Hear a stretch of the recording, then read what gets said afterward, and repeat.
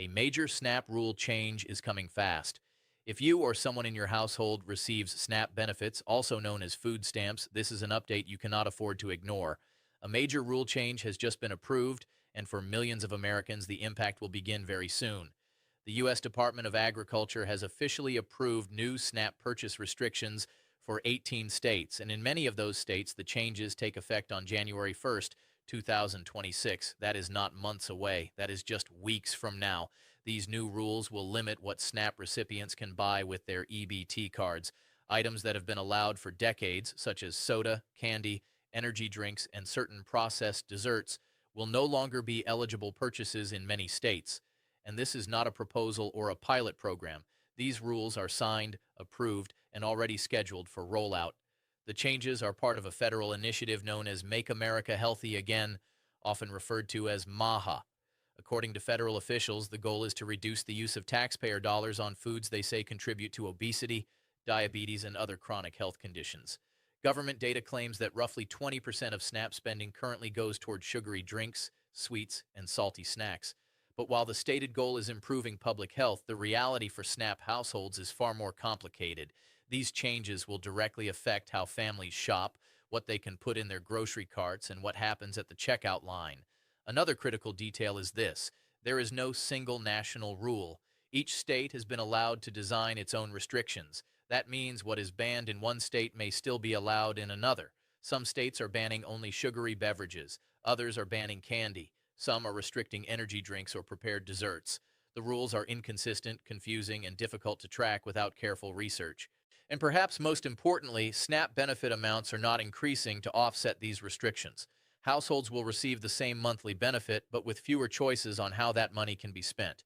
In this video series, we are going to break down exactly what is changing, which states are affected, what items are being banned, when the rules begin, and what steps you should take right now to prepare. Because whether you agree with these changes or not, they are happening, and they are happening fast. Why the government says. These SNAP restrictions are necessary. To understand why these SNAP changes are happening now, we need to look at the reasoning being used by federal officials and health agencies. According to the U.S. Department of Agriculture, the core argument is simple. Taxpayer-funded food assistance should not be used to purchase items that contribute to long-term health problems. Federal data shows that an estimated 1 out of every 5 SNAP dollars is spent on sugary drinks, candy, snack foods, and heavily processed desserts. USDA officials argue that these purchasing patterns are linked to rising rates of obesity, diabetes, heart disease, and other chronic illnesses, particularly among low-income populations. Agriculture Secretary Brooke Rollins has stated that the SNAP program must evolve to better align with public health goals. The administration describes the new rules as part of a broader, whole-of-government approach to improving national health outcomes. Health and Human Services officials have echoed this position, arguing that the government cannot continue funding food choices that increase medical costs down the line. Supporters of the changes say these restrictions are about guidance, not punishment. They claim the goal is to encourage healthier eating habits while still allowing families to purchase nutritious staples such as fruits, vegetables, meat, dairy, bread, and grains. Officials also point out that SNAP benefits are meant to support basic nutrition, not convenience foods or sugary treats. However, critics argue that this explanation ignores important realities. Many SNAP households live in areas where healthy food options are limited or more expensive. In some communities, fresh produce is harder to find than processed foods. In others, families rely on quick, ready-to-eat items because they lack time, transportation, or adequate kitchen facilities. Another key concern is that healthy food often costs more. While SNAP benefits are designed to stretch as far as possible, restricting lower-cost items without increasing benefit amounts may force families to make difficult trade-offs elsewhere in their budgets. This is why these changes have sparked intense debate. On paper, the policy is framed as a health initiative. In practice, it reshapes daily life for millions of households who already operate under tight financial limits. As we move forward, the most important thing to understand is this: regardless of political opinions or personal beliefs, these SNAP restrictions are now approved, funded, and scheduled. The next question becomes who is affected and how soon. The 18 states approved for SNAP purchase restrictions. One of the most important details in this SNAP update is where these new rules will apply. As of now, the U.S. Department of Agriculture has approved SNAP purchase restriction waivers for 18 states, and that number is expected to grow. The states currently affected are Arkansas, Colorado, Florida, Hawaii, Idaho, Indiana, Iowa, Louisiana, Missouri, Nebraska, North Dakota, Oklahoma, South Carolina, Tennessee, Texas, Utah, Virginia, and West Virginia. If you live in any of these states and receive SNAP benefits, these changes will affect you beginning in 2026. But it is critical to understand that this is not a nationwide one-size-fits-all policy. The federal government gave each state flexibility to design its own restrictions. That means every state on this list has different rules, different definitions, and different timelines. Some states are starting with only one category, such as sugary beverages.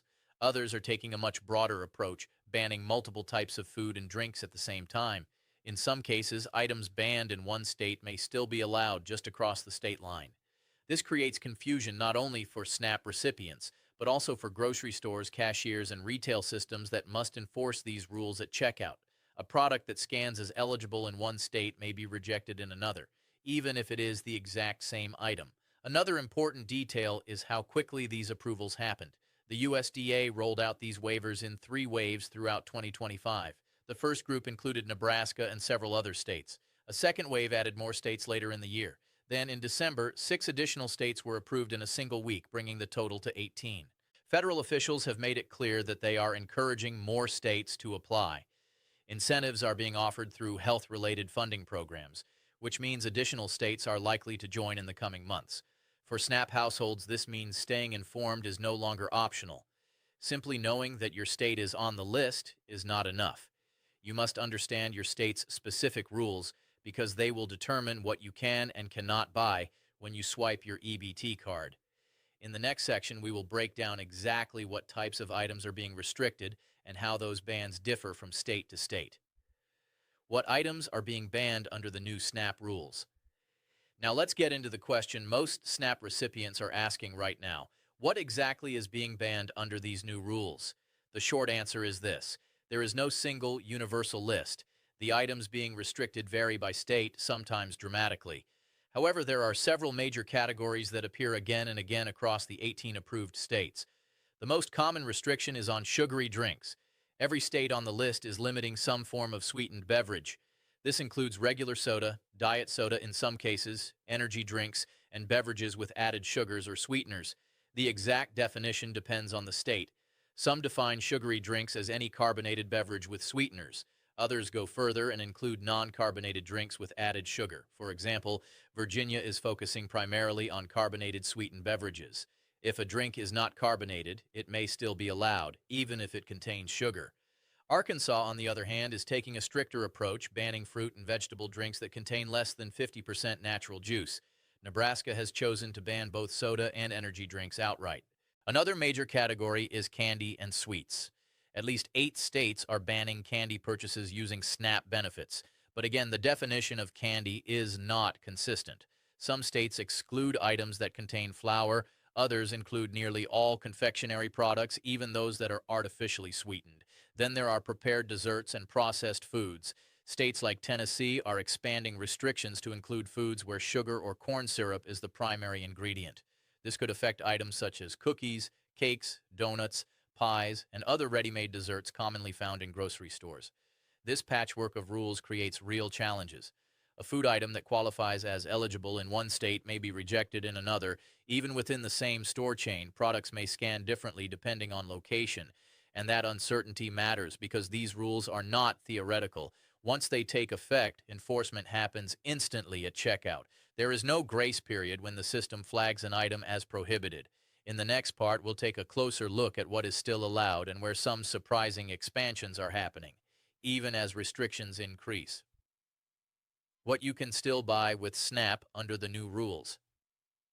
While much of the attention has focused on what is being restricted, it is just as important to understand what is still allowed under the new SNAP rules. Despite the bans, most essential food items remain eligible, and in some cases, access is actually expanding.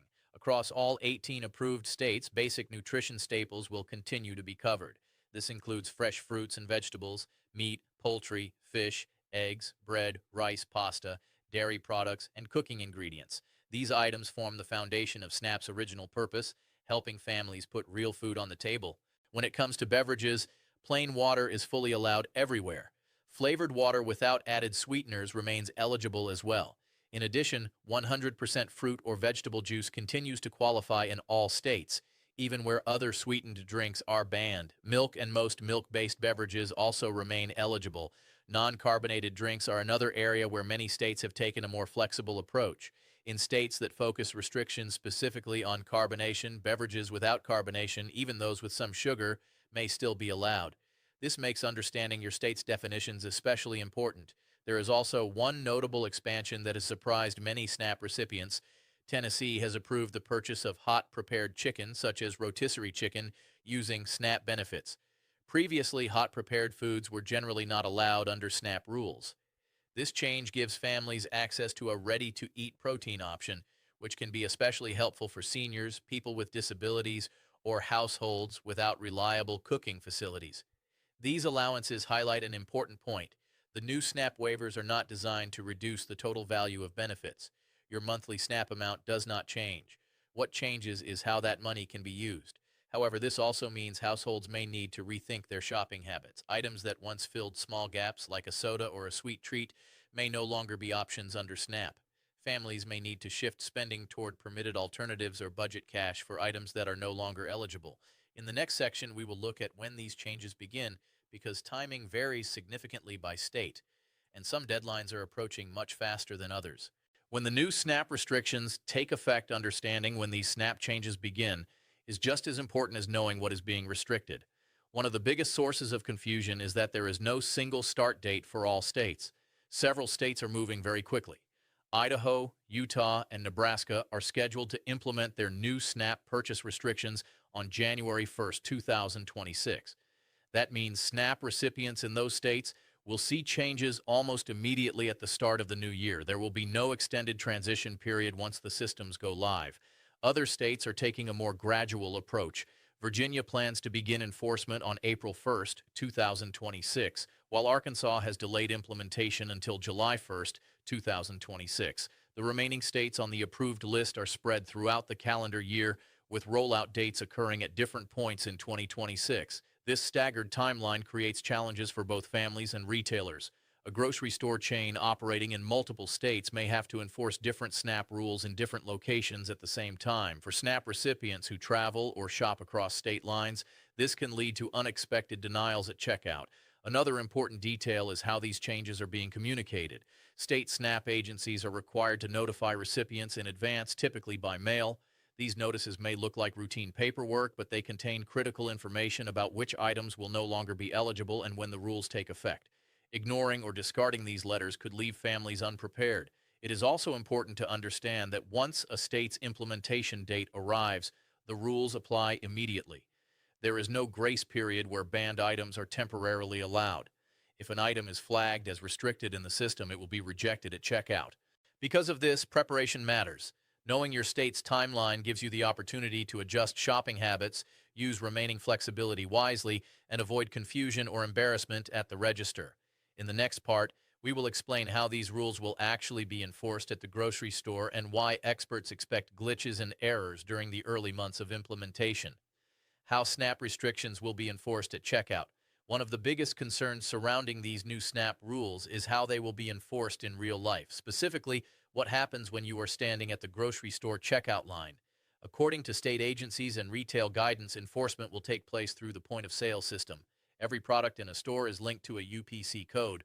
When an item is scanned, the system automatically determines whether it is eligible for purchase with SNAP benefits. If it is allowed, the transaction goes through. If it is restricted, the system will reject the item or flag it as a cash-only purchase. This process is not new. SNAP already works this way for non-food items like paper towels, cleaning supplies, and hygiene products. What is new is the scale and complexity of the changes. Retailers must now update their systems to recognize which items are banned, and those bans differ by state. Because each state has its own definitions, experts expect significant system errors, especially during the first few months of 2026. A product that should be allowed may be incorrectly flagged as prohibited.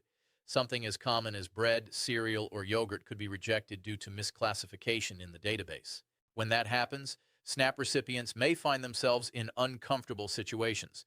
You may need to ask a cashier to call a manager, explain that the item should be allowed, or remove the item from your purchase altogether. These moments can be stressful, frustrating, and sometimes embarrassing, especially for seniors or individuals with disabilities. Retailers have been given up to 12 months from implementation to fully update and correct their systems. Importantly, the cost of these updates falls on the stores, not the government.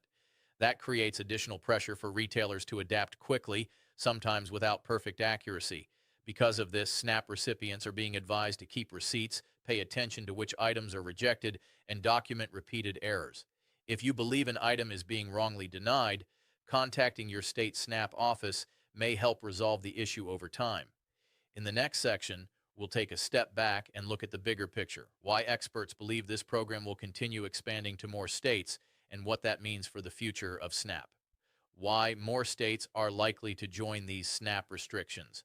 While 18 states have already been approved for SNAP purchase restrictions, many policy experts believe this number is only the beginning. Federal officials have made it clear that they want more states to apply, and they are actively encouraging expansion. These approvals did not happen all at once. They came in three separate waves throughout 2025, with the most recent group of states approved in December. Each wave has increased momentum, signaling that this policy direction has strong federal backing. One of the key incentives driving expansion is funding. States that apply for and receive SNAP restriction waivers may qualify for additional resources through programs such as the Rural Health Transformation Fund. These funds are framed as support for improving public health outcomes, especially in underserved communities. For state governments facing tight budgets, this financial incentive is difficult to ignore. The current administration has described these changes as part of a long-term strategy to reduce obesity and chronic disease nationwide. Officials have repeatedly stated that SNAP should be aligned with broader health goals, not treated as a separate system. This language strongly suggests that the federal government views these restrictions as a model to be scaled up, not a temporary experiment. Because of this, many analysts predict that 25 to 28 states, or even more, could eventually adopt similar rules. That would mean roughly half the country operating under some form of SNAP purchase restriction within a relatively short period of time. For SNAP recipients, this raises an important question about the future. Even if your state is not on the current list, that does not guarantee it will remain unaffected. States that are watching the rollout closely may decide to apply once systems are in place and federal guidance becomes clearer. This uncertainty makes preparation essential. Understanding how these policies work now gives families time to adapt before similar rules arrive in their own states. In the next part, we will focus on what SNAP households should do right now, practical steps you can take to protect yourself from confusion, disruptions, and unexpected checkout problems. What SNAP recipients should do right now. With these changes approaching quickly, the most important question becomes, what should SNAP recipients do right now to prepare? There are several practical steps that can reduce confusion and stress when the new rules take effect. Step 1 is to pay close attention to your mail. State SNAP agencies are required to send written notices explaining upcoming changes. These letters may look routine, but they contain critical details about restricted items and start dates. Do not throw them away. Read them carefully and keep them for reference. Step 2 is to research your state's specific rules. Because every state has its own definitions and timelines, general information is not enough. Visit your state SNAP website, search online using your state name plus SNAP Waiver Restrictions 2026, or call your local benefits office directly. Ask exactly which items will be restricted and when enforcement begins. Step 3 is to plan your grocery shopping differently. If your household regularly uses SNAP benefits to buy soda, candy, or energy drinks, start thinking ahead. Decide whether you will budget cash for those items or gradually replace them with allowed alternatives. Making small adjustments now can prevent frustration later. Step 4 is to prepare for checkout issues. During the first few months of 2026, system errors are likely. If an item is rejected that you believe should be allowed, remain calm and politely ask the cashier to check with a manager. Keep your receipts and take note of repeated problems. Step 5 is to share this information. Many SNAP recipients are still unaware that these changes are coming. If you know friends, family members, or neighbors who rely on SNAP benefits, let them know what to expect. Being informed ahead of time can reduce embarrassment and confusion for everyone involved. These steps will not eliminate every challenge, but they can make the transition smoother. Preparation is your best protection against sudden surprises at the checkout line.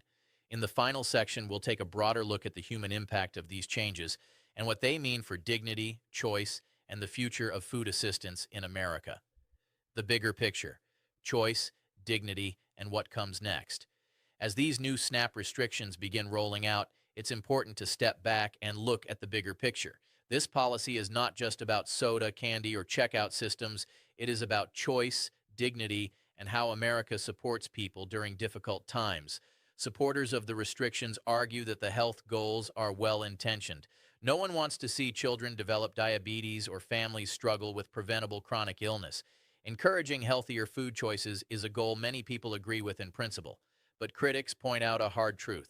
The people designing these rules are not the ones living on SNAP benefits. They are not the seniors choosing between groceries and prescription medications. They are not the parents working multiple jobs who rely on affordable, convenient foods because time and energy are limited. For many households, food is not just nutrition, it is comfort, routine, and sometimes the only small pleasure in a difficult week. Removing choices without increasing benefit amounts raises questions about fairness and compassion. There is also the economic reality. Healthy food often costs more and is not equally accessible everywhere. In many communities, processed food is cheaper and easier to find than fresh produce. Restricting options without addressing these underlying issues leaves families with fewer choices, not better ones. That said, not everything about these changes is negative. Some states are expanding access to practical options, such as allowing hot-prepared foods like rotisserie chicken. And if these rules genuinely encourage better nutrition where healthy food is available and affordable, there may be long-term benefits. What matters most is how these changes are implemented and how SNAP recipients are treated along the way. No one should feel ashamed for using food assistance. SNAP exists because life happens: illness, job loss, rising costs, and unexpected hardship. As more states consider joining this program, the conversation will continue. Adjustments may be made, systems will improve, and feedback from real families will matter. For now, the key takeaway is simple.